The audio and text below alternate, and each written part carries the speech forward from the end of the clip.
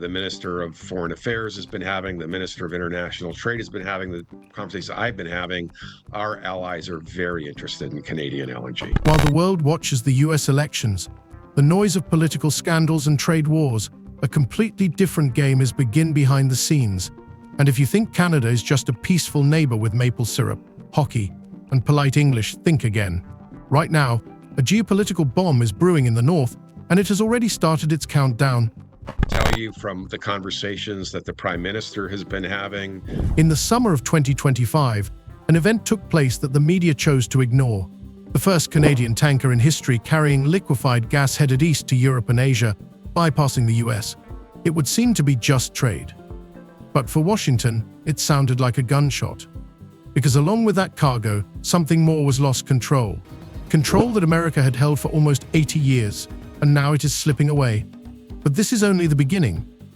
You would see a rolling set of announcements over the fall as different projects mature and meet the criteria. Secret negotiations in Berlin, multi-billion-dollar military contracts with German manufacturers, new submarines, not obsolete scrap metal from British shipyards, but high-tech machines capable of operating covertly under the Arctic ice for weeks. For the first time since World War II, Canada is not just participating in the military race, it is changing sides. Oh, am I 60? Yes, I am 60. One leading company then, leading company now.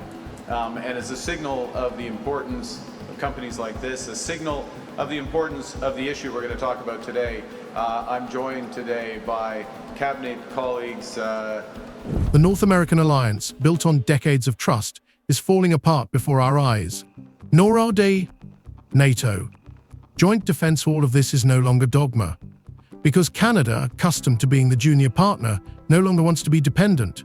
It is forging its own path and doing so quickly. Factory closures, economic blackmail, scandals on national television, ministers tearing up contracts on live TV. Billions are leaving the American energy market for Europe, and Washington doesn't even seem to understand how deep the rift is becoming. This is no longer just a diplomatic dispute. It is an energy and military revolution. Those trade deals with other countries also have limited or no relief from those sectoral tariffs in those strategic industries such as steel and autos.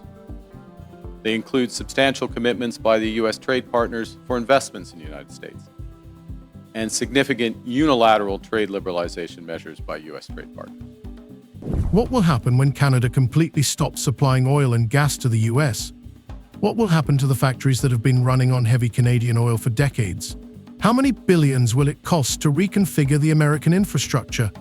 And most importantly, how will the White House react when it realizes it has lost its closest ally? But behind energy and weapons lies something bigger, a cultural shift. For the first time in many decades, millions of Canadians are beginning to look south not with admiration, but with apprehension. The US no longer looks like a guarantor of security. Rather, it looks like a threat to sovereignty. This new U.S. trade policy has several motivations: to raise tariff revenues, to protect strategic industries, to encourage foreign investment in the United States, and to change trade and non-trade policy in U.S. partners.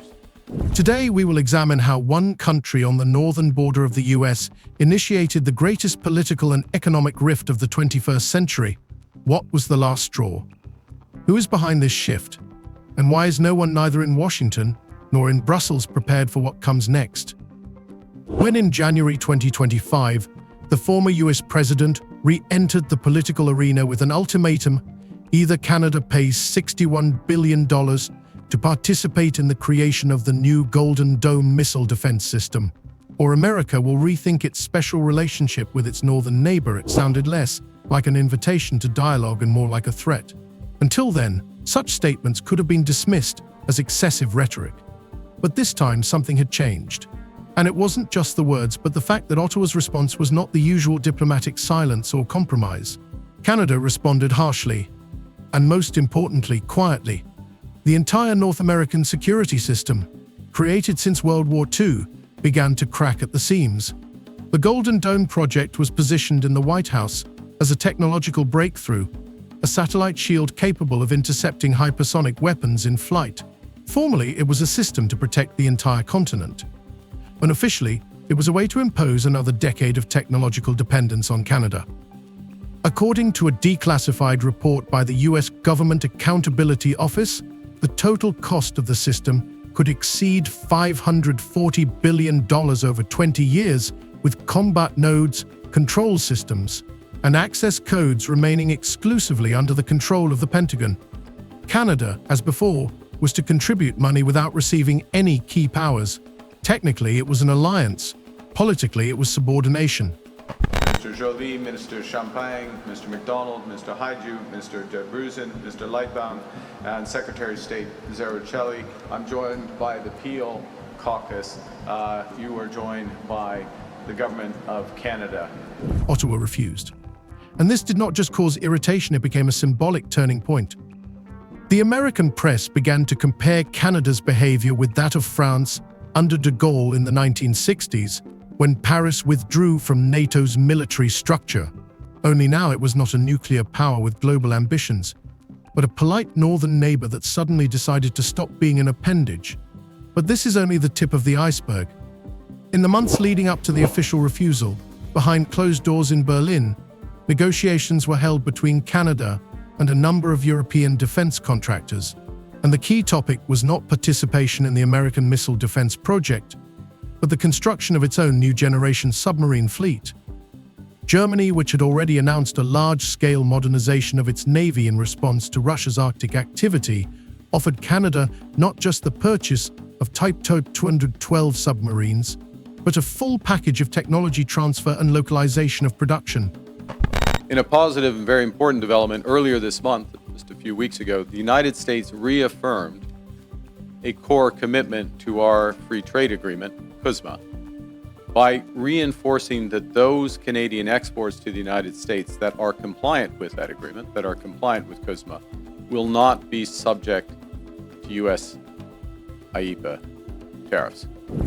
To understand the scale, the Canadian submarines in service at the time were outdated British Victoria-class vessels purchased back in the 1990s.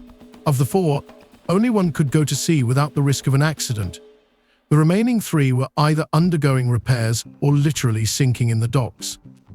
Over 20 years of operation, the state spent more than $3.6 billion on their maintenance without receiving any real combat effectiveness.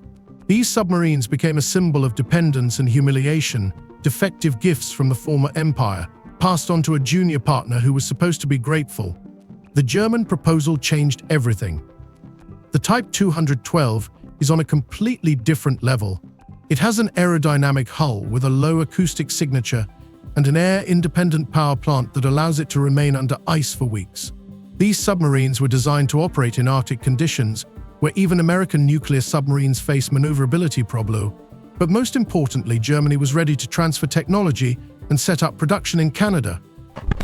I just want to say a word before I get started about what an incredible company this is. Luke, thank you for welcoming us here because this is a company. This was more than just a contract. It was a diplomatic break with America and with the past. Canada, which for decades had been dependent on decisions made in Washington, was now beginning to build elements of its own sovereignty. And it did so not through slow statements, but through concrete infrastructure steps. 3 months after the start of negotiations, the expansion of 2 ports began on the east coast of Canada in Montreal and Churchill. Officially, this was to meet the needs of increased trade with Europe. Unofficially, it was to accommodate and service new submarines. This work was accompanied by a silent but clear purge of American contractors from key facilities. Local investors were required to work exclusively with European equipment suppliers. For Washington, this was an alarming signal, but it came too late. The United States has also imposed substantial trade actions on the Canadian lumber industry. Now, in recent weeks, the United States has agreed a series of trade deals with a variety of countries. And these deals have several aspects in common. First, baseline tariffs that cover a broad range of goods and services that are substantially higher than those U.S. tariffs that existed before. Against this backdrop, the Crown Royal incident, when the provincial premier splashed Canadian whiskey on the asphalt live on TV, calling foreign owners a bunch of hammers, ceased to be just a populist stunt. It was a message.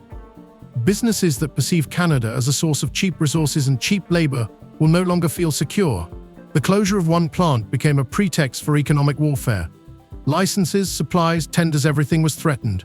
Amid the noise of this conflict, the government quietly rewrote the certification rules for defense contractors, removing the requirement for approval from the U.S. Defense Security Cooperation Agency, SCA. Formally, this was done in the name of independence. In essence, it was done to pave the way for European deals. To the Pentagon, it all looked like a spontaneous rebellion by a junior ally. But in reality, it was a long-term plan. First, there was the refusal to participate in Golden Dome. Then there was the break with the Ogdensburg System, signed in 1940, which legally enshrined Canada's dependence in the field of continental defense. Next, it reoriented itself toward Europe and created its own infrastructure. Minister Joly, bonjour tout le monde. It is a great pleasure to be here at Mitsubishi Heavy. And all this was happening not somewhere in the future, but here and now, at a time when the Arctic is becoming a key point of geopolitical competition. Russian submarines were already being spotted off the coast of Nunavut, Chinese research vessels were regularly calling at Hudson Bay, and American military planners continued to assume that northern Canada was their zone of influence. Now that assumption has proven to be a mistake. Washington miscalculated. It continued to speak the language of threats, sanctions, and pressure. Canada, meanwhile, silently and step-by-step rebuilt its own system, this time without Washington. Against the backdrop of a rapidly changing geopolitical landscape, where submarines and satellites are becoming the new currency of power, Canada is taking the next step not just militarily, but energetically. And if the rejection of the American missile defense system looked like a challenge to the security system, the country's energy turnaround was a direct blow to the American economy. Because everything that has been built over the past 50 years, from oil refineries in Texas to gas hubs in Illinois, has turned out to be tied to a single source, Canadian raw materials. And now that source is beginning to dry up. As in previous trade disputes, Canada has implemented a series of retaliatory tariffs. Their objectives have been to protect Canadian workers and businesses and to incentivize a negotiated settlement with the United States. Few other countries followed suit. For decades, the US considered Canadian energy to be part of its own infrastructure. Almost 80% of all Canadian natural gas was exported south through 4 main pipelines laid back in the 1970s. More than 4 million barrels of oil per day were delivered from Alberta to American refineries. It was an ideal arrangement. Heavy Canadian oil was perfectly suited for processing in specially built facilities on the Gulf Coast. But with each new agreement between Ottawa and Berlin, with each new liquefied natural gas terminal on the coast of British Columbia, this dependence became a vulnerability. And for the first time in decades, it became an open threat. That is connected across Canada and is connected around the world. I lived in Japan 35 years ago now. In June 2025, the first LNG Canada project vessel left the port of Kitimat, bound not for the United States, but for South Korea. It was a symbolic moment. For the first time, Canadian fuel was going west, not south. This is not just geography. It is a strategic shift. Subsequent deliveries cemented the new reality. Canada is no longer an energy colony of the United States. Meanwhile, parallel processes began on the East Coast. New agreements with European consumers allowed Canada to secure liquefied gas supplies at prices above world levels. Berlin and Brussels were willing to pay a premium for stability and reliability after the failure with Russian gas. A specially created Canadian-European energy platform signed long-term agreements with 6 EU ports, including Rotterdam and Gdynia, ensuring a direct flow of fuel from North America to Europe, bypassing all American intermediaries. But the real shock for Washington was the sharp rise in domestic energy prices in a number of states. By early 2026, analysts had already recorded a 23% jump in wholesale natural gas prices in New York and Minnesota compared to the previous year. Nebraska began to experience supply disruptions in the winter. Some experts at closed briefings in Congress called what was happening the beginning of energy separatism. And to these ends, the United States has announced a series of trade actions. Those began near the start of this year with the so-called IEEPA tariffs against Canada and Mexico based on U.S. concerns about the border and fentanyl trafficking. Against this backdrop, the previously mundane incident of the closure of the Amherstburg plant suddenly took on strategic significance. When a large European holding company decided to move its production and close 200 jobs in Ontario, it provoked an emotional and unexpected reaction. The provincial premier lashed out at the company's management on live television, accusing them not only of betrayal, but also of destroying an entire city. But actions were far more important than rhetoric. He linked the economic move to social degradation. He cited the murder of a local businessman during a robbery as a direct consequence of unemployment. For the first time at the political level, corporations began to be perceived not as partners, but as an external threat. As a result of these developments, the breadth and the depth of the changes in U.S. trade policy have become more fully apparent. But then something unprecedented happened. The Ontario government announced plans to remove the company from the list of suppliers for the state monopoly, the LELBO, North America's largest purchaser of alcoholic beverages. The losses amounted to hundreds of millions of dollars. This was followed by changes in tender policy. A decision was made. Under equal conditions, priority would be given to companies that created jobs in Canada. The level of support among the population reached a record 78%. The press began to call this second nationalism not ethnic or cultural, but economic. Canada began to move away from its role as a raw materials appendage, not only in its relations with the US, but also with transnational corporations. One after another, laws began to appear requiring large companies to disclose their plans for employment and investment in Canadian infrastructure when receiving government contracts. Those were quickly followed by reciprocal tariffs on every U.S. trade partner and very high sectoral tariffs applied globally on strategic industries, including steel, aluminum, autos, and copper. Interestingly, it was during this period that American think tanks began discussing the possibility of imposing sanctions on certain Canadian projects, primarily in the areas of port construction and energy supplies. A leak published in August 2025 mentioned a plan to restrict the export of American technology to Canada's eastern ports.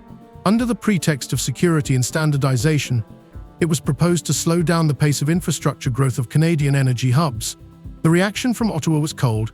If the US wants to leave the Canadian market, it can do so voluntarily. We already have replacements. At the same time, a new bill was introduced to create a state strategic fund for infrastructure independence. Its task was to finance projects that minimize US participation in critical supply chains, from shipbuilding to energy equipment manufacturing. The main partners are Germany, Norway, and South Korea. The growing energy gap was accompanied by another important phenomenon: growing political support for this course within Canada itself. While 10 years ago, talk of economic independence was considered marginal, today it has become mainstream. Supporters of energy sovereignty have begun to gain momentum, not only among conservatives but also in left-wing circles. They are united by a common idea: Canada should no longer be a raw materials donor for other economies, whether American or global. Specifically, under the new U.S. approach, countries must now buy access to the world's largest economy through a combination of tariffs, investments, unilateral trade liberalization, and policy changes in their home markets. By mid-2026, American refineries had already begun to review their long-term contracts. Some of them began to modernize for Middle Eastern oil, while others reduced their volumes. This caused a short-term spike in oil prices and sparked speculation about a possible energy response from the US. Washington tried to convince Ottawa of the need for stable supplies, but all diplomatic signals were ignored. For the first time in half a century, Canada felt free to choose its route and partner. That is why the moment with the bottle of whiskey on the asphalt became something more than just another political gesture. It was a symbol. A symbol that the era of unpunished economic intervention and unconditional dependence was over. It was replaced by a new era, an era in which Canada was ready to burn bridges if those bridges led to a trap. In fact, the average U.S. tariff rate on the world has jumped from just over 2% at the end of last year to almost 16%, 8 times higher. 16% currently. For decades, relations between Canada and the US have been so stable that no one thought they could change. Not in Washington, not in Ottawa, not in Brussels. It was an unspoken alliance that had been established after World War II. Canada guards the northern flank. The US makes the decisions. Joint bases, shared radars, a unified early warning system, end-to-end logistics, a fully integrated economy. It seemed eternal. But everything has changed, and not because someone wanted it to, but because the gap between interests had grown too wide to ignore. And now, with the symbolic alliance cracking at the seams, the question arises, what next? The answer is already unfolding before our eyes.